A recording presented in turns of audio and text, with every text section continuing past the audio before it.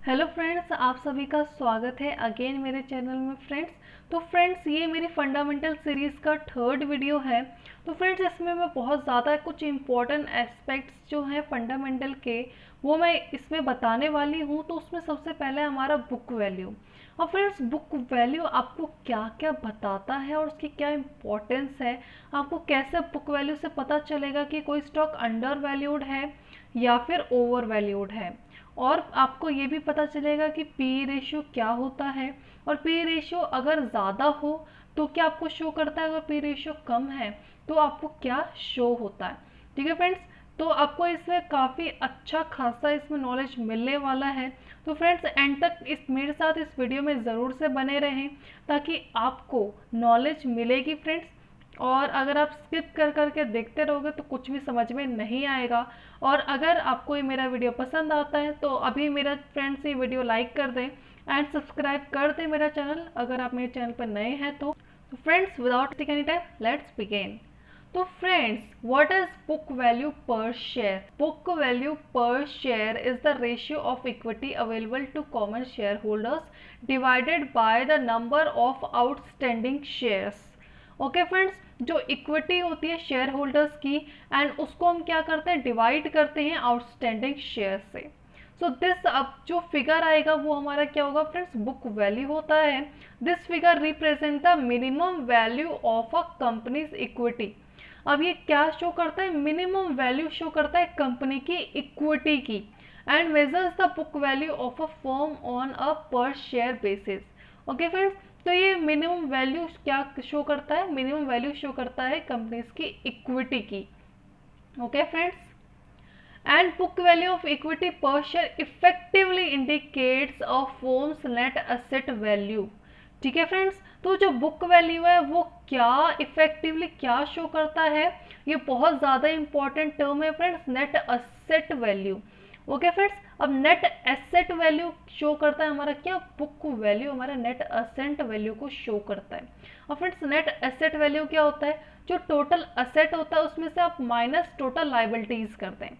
Okay friends, इसका आप friends asset का मतलब क्या होता है, जो आपके पास चीज़ें हैं जो आपको पैसा बना के देगी, और जो लाइबिलिटीज़ है मतलब जो आपको पैसे किसी को देने हैं या फिर आपकी चीज़ नहीं है वो, तो उसमें से आप अपनी चीज़ को और किसी जो पैसे आपको देने हैं उसको माइनस कर दोगे, तो जो नेट मतलब प्योर जो आपके पास पैसा बचेगा या फिर जो आपके पास असेट बचेगा जो आपको पैसा बना के देगा, तो वो शो करता है हमारा बुक वैल्यू शो करता है। तो इट मीन्स फ्रेंड्स, ये बहुत ज़्यादा इम्पॉर्टेंट टर्म है। अब फ्रेंड्स, हमने तो जान ली कि थ्योरी के बुक वैल्यू क्या होता है।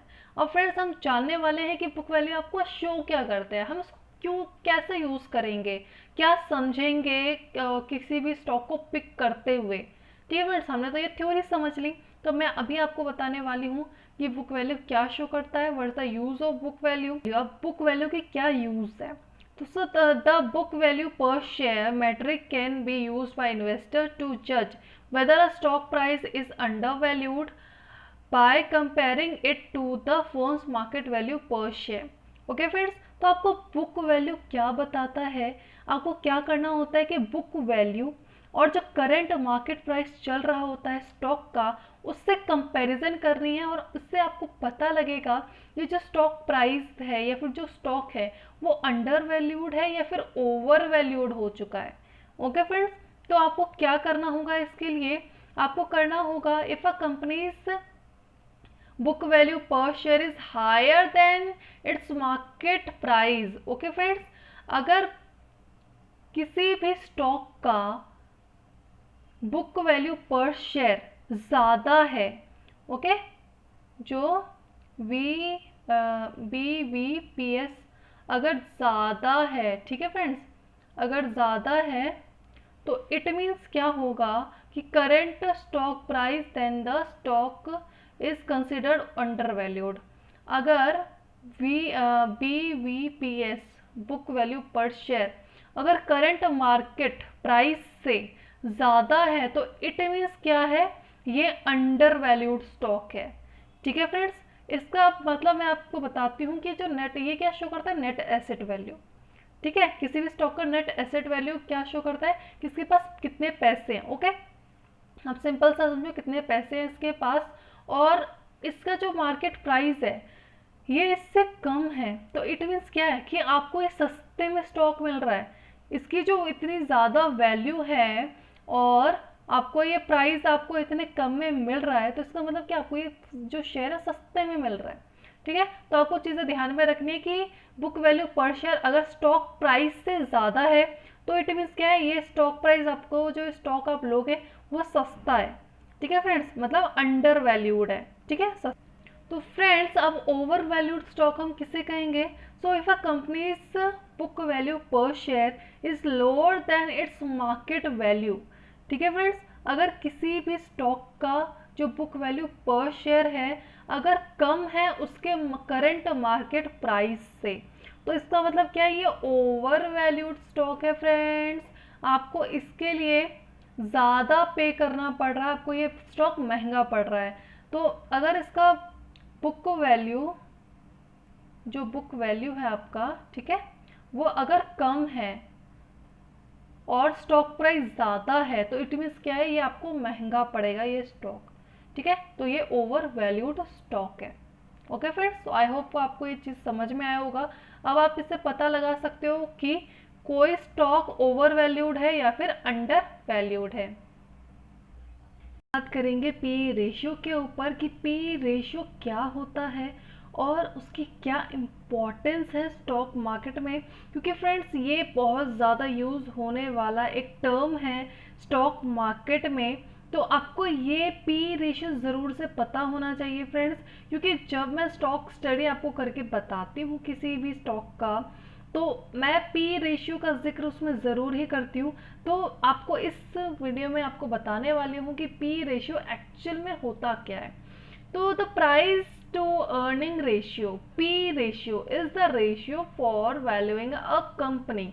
तो ये वैल्यू करता है, वैल्यूइंग, अगर हमें किसी कंपनी का वैल्यूएशन देखना है कि कितना है, तो उसको हम यूज करने के लिए क्या यूज करेंगे, आप पी रेशियो देखेंगे। तो company that measures its current share price relative to its per share earning. तो फ्रेंड्स पी रेशियो आपको क्या बताता है, फ्रेंड्स पी रेशियो आपको बहुत इंपॉर्टेंट चीज बताता है कि कंपनी की वैल्यूएशन क्या। फ्रेंड्स अभी कैलकुलेट कैसे किया जाता है, आपको कैलकुलेशन करने के लिए क्या करना होगा कि करंट जो मार्केट प्राइस है किसी भी शेयर का, करंट जो मार्केट प्राइस है वो आप यहाँ पे ऊपर लिख दो। ठीक है, एंड आपको क्या करना होगा, अर्निंग पर शेयर। अब अर्निंग पर शेयर, अब उसको कितना उसकी अर्निंग हो रही है पर शेयर, तो आपको वो यहाँ पे नीचे में लिख देना है।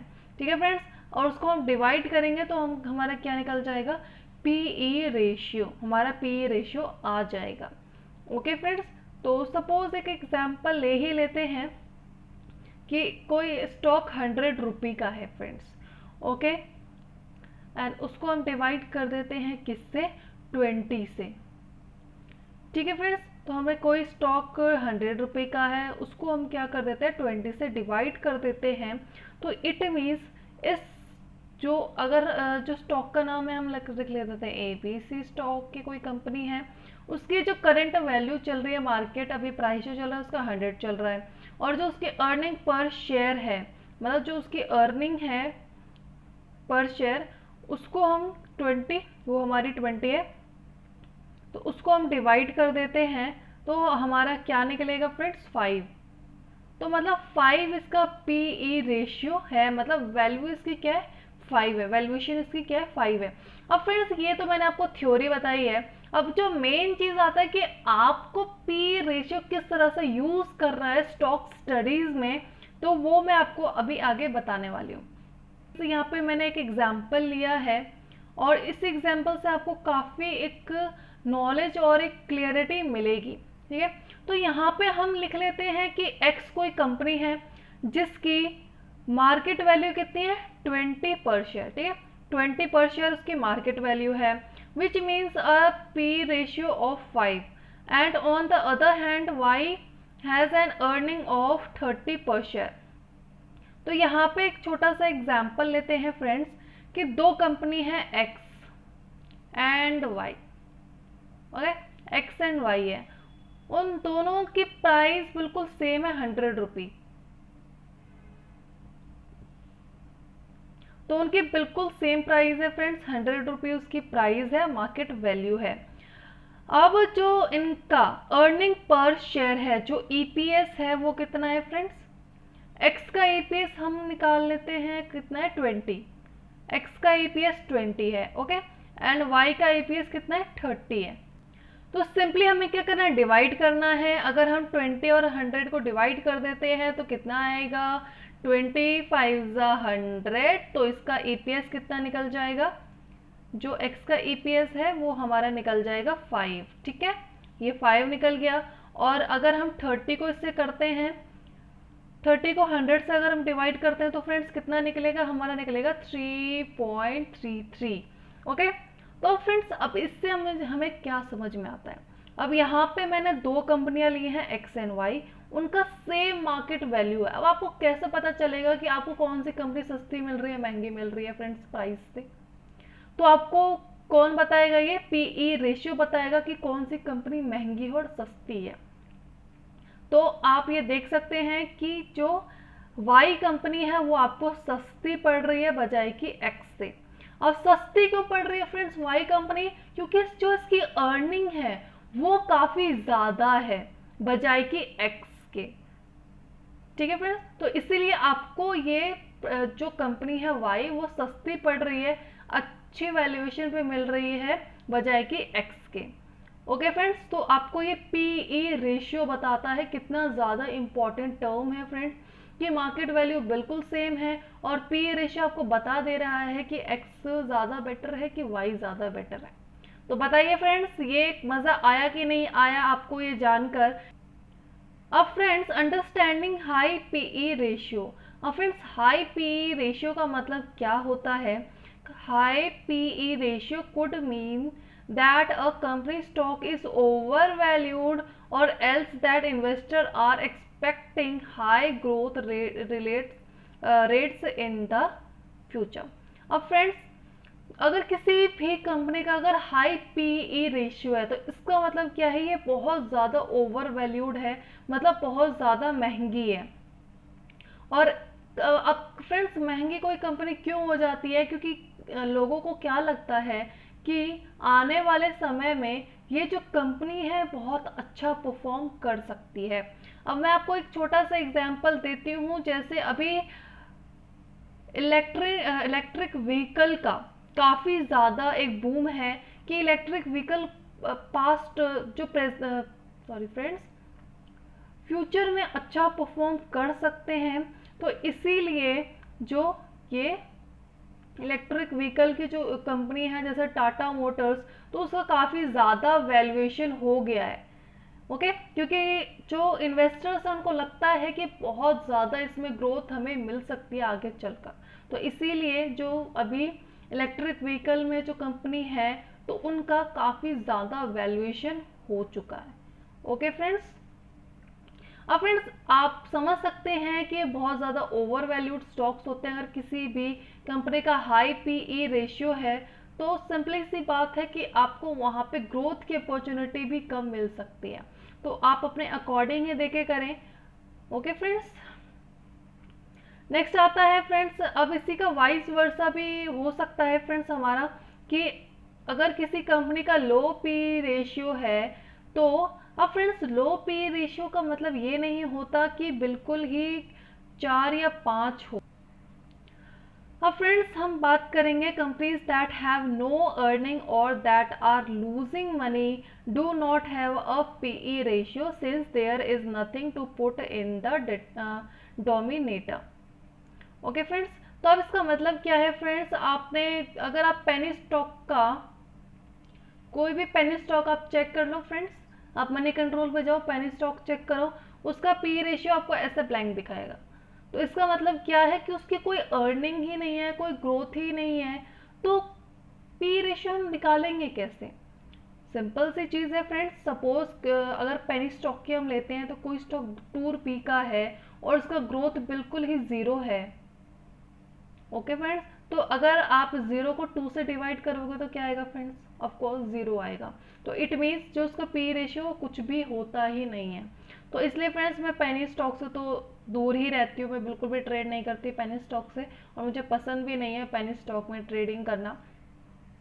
तो फ्रेंड्स इसलिए ये जो ऐसी कंपनीज होती हैं बहुत ज़्यादा रिस्की कंपनीज होती हैं फ्रेंड्स, आप उसमें पैसा लगाओगे आपको लगेगा ओनली 2 रुपये का शेयर है, बट फ्रेंड्स आपको ये पैसा बना के ज़रूर दे देता है लकीली, बट काफ़ी हद तक इसमें लॉस ही होता है फ्रेंड्स, और बहुत ज़्यादा लॉस होता है, आप कभी उस लॉस को रिकवर ही नहीं कर पाते हो।